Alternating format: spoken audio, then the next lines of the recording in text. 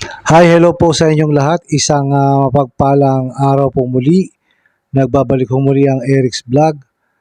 Kamusta na ho kayo? Sana ho ay nasa mabuti kayong kalagayan saan man ho kayo naroon. Matagal-tagal din ho tayong hindi nakapag-vlog dahil medyo abala ho tayo sa mga nakaraan ho na araw at linggo. Marami lang ho tayong inaasikaso. So ngayong araw ho na ito ay pag-usapan ho natin ito ho nga kumakalat na video sa natungkol ho sa isang kongresista na kung saan ho ay hindi maganda ang ating nakita doon ho sa CCTV na kumakalat ho sa social media dahil lang nangyari ho yun ho nga kasamahan niyang opisyalis din doon ho sa ginaganap nga ho na ika-33 SEA Games o Southeast Asian Games sa Thailand ay kasamaan ho niya yung kanyang binatukan ng malakas at kitang-kita at sa tingin natin ay mas may edad sa kanya. So ang atin hong tinutukoy dito ay itong si Congressman Richard Gomez. At doon ho ay lumalabas na binatukan ho niya ng malakas. Yun ho nga presidente ng Philippine Fencing Association dahil hindi ho nagustuhan ni Richard Gomez yun hong desisyon ng presidente ho ng Philippine Fencing Association dun ho sa pagkaka-replace dun ho sa isang event na kung saan ho pinaltan si Larrazabal ho ni Abella. So yun ho ang naging ugat at hindi lang ho yung pananakit ang nabalitaan natin, nagkaroon din ho pala ng verbal abuse. At ayon ho kay Rene Gacuma, yun nga ho pala yung presidente ho ng Philippine Fencing Association na nandun din ho sa Thailand, ay nagkaroon din ho daw ng verbal abuse dahil nakapagsalita daw ho itong si Congressman Richard Gomez ng hindi ho magaganda dito ho sa presidente ho ng Philippine Fencing Association na si Rene Gacuma.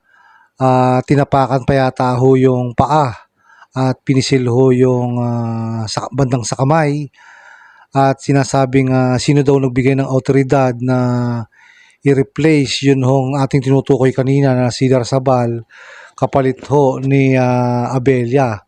So yun ho, hindi ho nagustuhan ni Congressman Gomez yun hong naging desisyon ng kanilang presidente at kaya nagkaroon ho ng verbal abuse at yun hong nakita sa CCTV na binatukan ho ng malakas.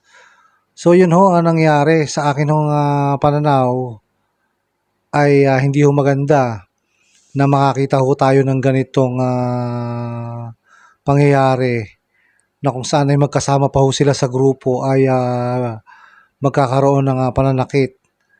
At kahit ano pa sigurong maling desisyon o hindi nagustuhan, hindi ho dapat manakit ang isang tulad ho ni Richard Gomez na isang kongresista, isa hong public official sa atin hong bansa. At nakakahiya ho para sa akin ang kanya hong ginawa dahil pwede naman niyang kausapin pero yun nga ho, ayon sa report, ayon ho kay Rene Gacuma ay hindi ho maganda ang mga verbal abuse at yan hong pananakit na physical abuse na ginawa ho o pinakita nitong si Richard Gomez.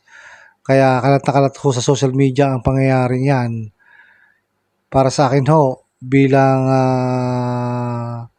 isang vlogger sa larangan ho ng politika, ay hindi ho magandang makita ng mga constituents mo na ganyan pala ang asal mo sa kasamahan mo mismo dyan sa Thailand, sa ibang bansa pa naganap ang ganyang mga pangyayari.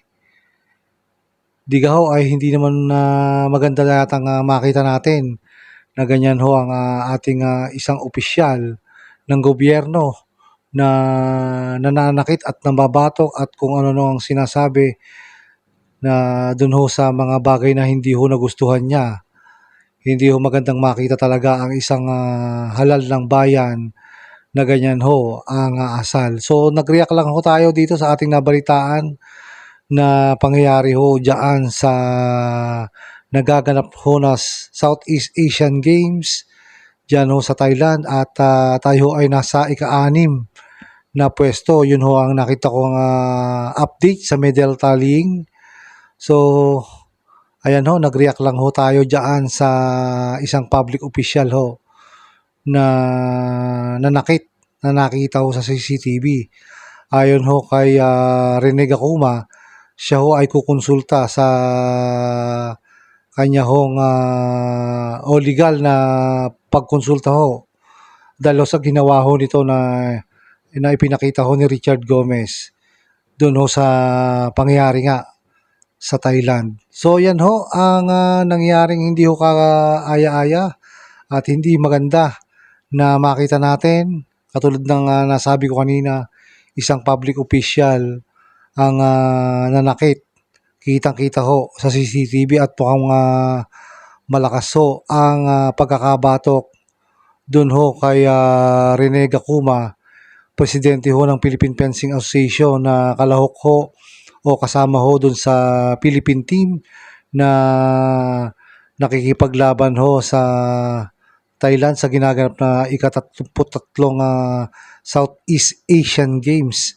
So, yun ho. Hanggang dito lang ho muna ang ating vlog tungkol ho dyan sa hindi ho kaya-ayang naganap dyan ho sa Thailand sa ginaganap ho na Southeast Asian Games. So hanggang dito na lang po muna ang ating vlog. Maraming salamat po sa inyong panonood.